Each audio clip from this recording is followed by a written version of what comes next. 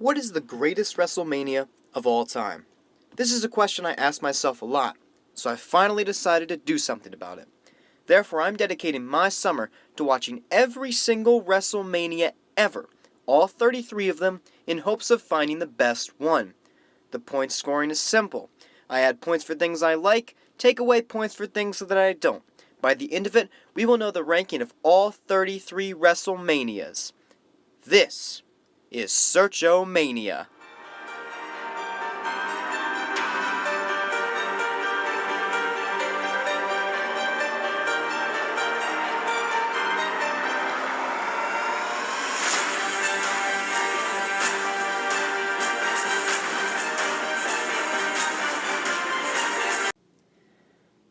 Heyo to the Search-o-Mania fan club.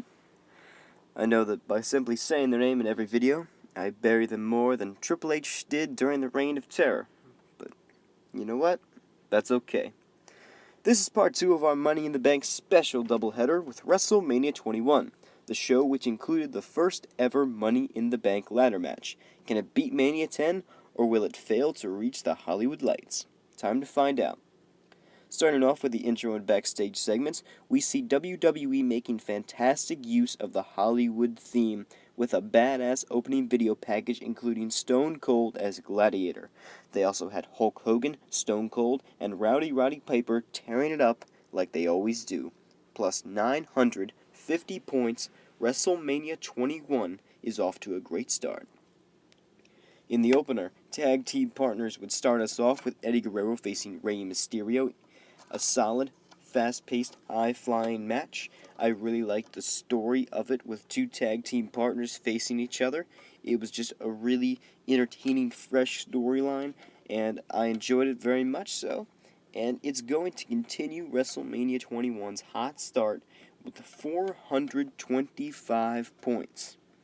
Now on to the reason I added this show to the doubleheader. A Money in the Bank ladder match, the first one in WrestleMania history. Every performer got their moment as this high-octane spot fest is exactly what a Money in the Bank match should be. And I don't think any Money in the Bank match comes close to the OG one. Hopefully that could change today, but at the end of the day, there's too many spots to even try to name, so just go onto the WWE Network and watch it. It's awesome. Just watch it. Seriously. After you're done with this video, of course. Plus 1,425 points for the first ever Money in the Bank ladder match. This WrestleMania is just kicking ass right now. Following this was the legend killer Randy Orton going against Undertaker and his streak. Now, it may just be that I have a soft spot for the Undertaker, or it might just be that he's that damn good. You know what? It's probably just because he's the GOAT, but that's a whole other discussion. Anyways, this match builds and has fantastic moments, including a run-in from Bob Orton and a chokeslam being countered into an RKO.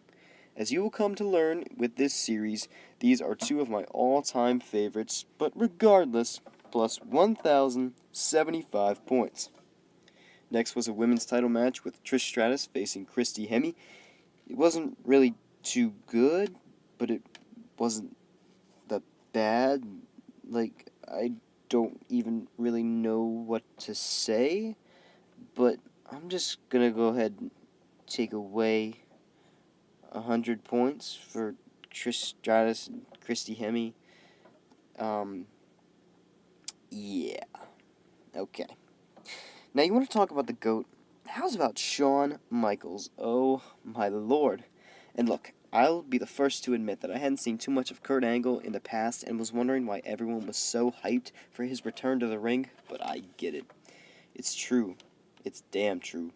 The best match of two guys trying to best each other I've ever seen. It might be the best I've ever seen, period. Plus 2,225 points, catapulting its way to the top of the greatest matches list. Once again, just go watch it. It's a 27-minute classic. It's got a hot crowd. It just builds, and you know what? It's 5 stars, okay? You know, and Dave Meltzer, if you wanna, you wanna go and you don't rate it 5 stars, and you know what, that's screw you, okay? Screw you, bro. All right, Dave Meltzer, you don't even know what you're talking about. This match is 5 stars. All right, that's what I'm gonna say about that. Well, this next one was about as weird as what I just did there. Big Show versus Akebono in a sumo match. I mean, it was entertaining. But like it's WrestleMania, and I didn't really get it. So once again, I'm just gonna go ahead and take away 100 points. It could have been a lot worse for this match. It could have lost more points, but it was entertaining for a sumo match. So only minus 100. It's okay though.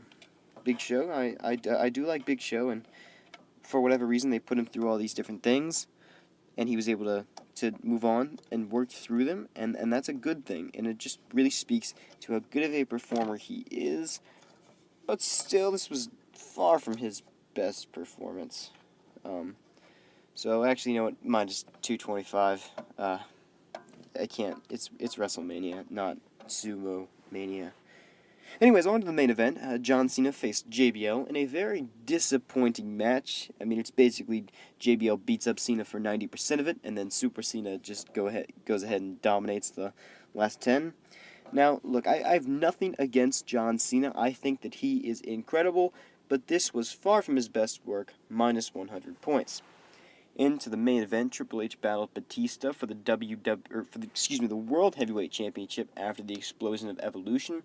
It was a serviceable match, but after the classics wrestled before it on this pay-per-view, it's just a little underwhelming to close out the show. I mean, you just had Shawn Michaels versus Kurt Angle and Undertaker versus Randy Orton in the Money in the Bank match. So I just wish that it was more, but still, plus 325 points, which is the highest rated main event thus far, which is sad. Now, WrestleMania 21 is going to end up losing 50 points in the bonus, primarily for the way the show started off hot and then got cold towards the end. Even still, it used its WrestleMania gimmick to the fullest, and it was used in a way that was entertaining but not overbearing, which once again, WWE just has a lot of trouble managing that, where trying to take something entertaining and then making it overbearing. James Ellsworth. In the end, WrestleMania 21 earns 5,950 points. An absolutely outstanding show. It had a more complete card than WrestleMania 10, and it was just plain better than WrestleMania 27. It featured a 5-star match in Angle versus Michaels and 2 4-star matches with Undertaker versus Randy Orton and the Money in the Bank ladder match. It also had cool moments and other solid matches as well, from Hulk Hogan and Stone Cold and all the other wrestlers here, and it's by far the best. Which begs the question, will anything be able to top it? You'll just have to watch and find out. The next Search-o-Mania will be on WrestleMania 2000, which is 16. Will Y2K be able to top this legendary show, or can WrestleMania 21 stay on top? Find out next time on Search-o-Mania.